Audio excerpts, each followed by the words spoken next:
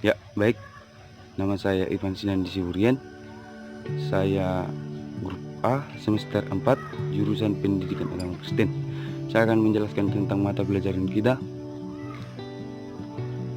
tentang SGI atau Sejarah Gereja Indonesia yang berjudul tentang Sejarah Gereja Katolik di Indonesia.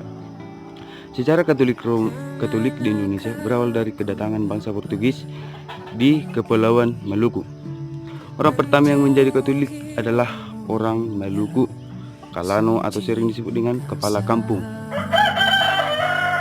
Mamunya atau sekarang di Maluku Utara yang dibaptis bersama seluruh warga kampungnya pada tahun 1534 setelah menerima pemberitaan Injil dari Gonzalo Veloso, seorang saudagar Portugis. Ketika itu para pelaut Portugis baru saja menemukan kepulauan rempah-rempah itu bersamaan dengan para pedagang dan serdadu-serdadu. Para pengunjung Pulau Ambon, Saparua, dan Ternate. Ia juga membaptis beberapa ribu penduduk setempat. Pertama pembagian yang kita bahas adalah era VOC.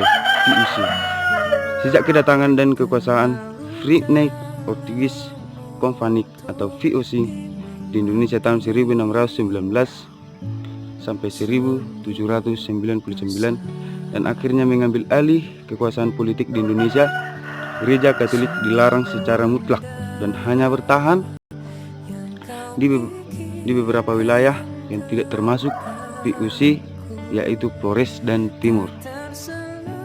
Para penguasa VOC beragama Protestan, maka mereka mengusir imam-imam Katolik yang berkebangsaan Portugis dan menggantikan mereka dengan pendeta-pendeta Protestan dari Belanda.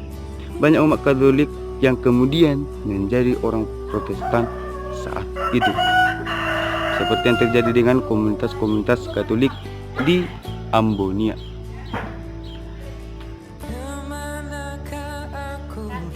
Yang kedua yang berikut kita bahas adalah era Hindia Belanda. Perubahan politik Belanda, khususnya kenaikan tahta Raja Lodewijk, sekarang Katolik, membawa pengaruhnya yang cukup positif. Gubernur Jenderal Dendel 1808 sampai 1811 berkuasa menggantikan VOC dengan pemerintah Hindia Belanda. Kebebasan beragama kemudian diberlakukan, walaupun agama Katolik saat itu agak dipersulit. Imam saat itu hanya 5 orang untuk melihat umat sebanyak 9.000 orang yang hidup berjauhan satu sama lainnya.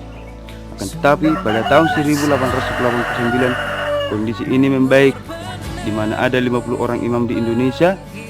Di daerah Yogyakarta, misi Katolik dilarang sampai tahun 1891. Yang berikut kita bahas adalah Panlit. Misi Katolik di daerah ini diawali oleh Pastor F. Panlit SJ yang datangnya ke Muntilah pada tahun 1896. Pada awalnya usahanya tidak membuahkan hasil yang memuaskan. Akan tetapi pada tahun 1904 tiba-tiba 4 orang kepala desa dari daerah Kalibawang datang ke rumah Romo dan mereka minta untuk diberi pelajaran agama. Sehingga pada tanggal 15 Desember 1904 rombongan pertama orang Jawa berjumlah 178 orang dibaptis di sebuah mata air Semagung yang terletak di antara 2 batang pohon sono. Tempat bersejarah ini sekarang menjadi tempat ziarah Sendang Sono. Yang berikut kita bahas adalah era perjuangan kemerdekaan. Albert Soi Japranata menjadi uskup Indonesia yang pertama ditahbiskan pada tahun 1940. Tanggal 20 Desember 1948, Romo Sanjajang terbunuh bersama Frater Harmenius Bouwens, SD di Susun Kembaran dekat Munthilan. ketika penyerangan pasukan Belanda ke Semarang yang berlanjut ke Yogyakarta dalam agresi militer Belanda II, Romo Sanjaya dikenal sebagai martir pribumi dalam sejarah Gereja Katolik Indonesia. Magister Soegi Pranata bersama Uskup Willekens Isji menghadapi penguasa pendudukan pemerintah di Jepang dan berhasil mengusahakan agar rumah sakit St. Carolus dapat berjalan terus.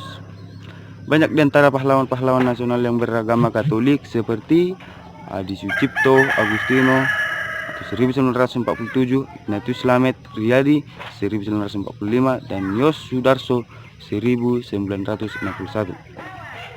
Dan yang berikut kita bahas adalah era kemerdekaan 1945 sampai dengan sekarang.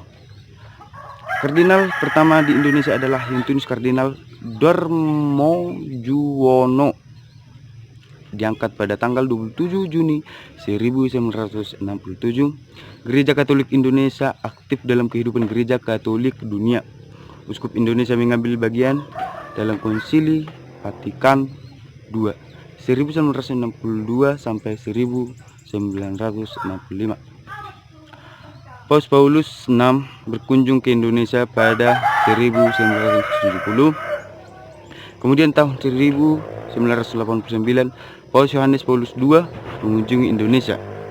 Kota-kota yang dikunjungi adalah Jakarta, Medan, Sumatera Utara, Yogyakarta atau Jawa Tengah, Maumere atau Flores, dan Dili atau Timor Timur.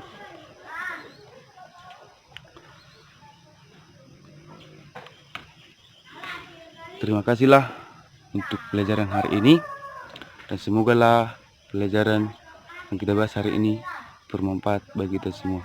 Terima kasih. Shalom.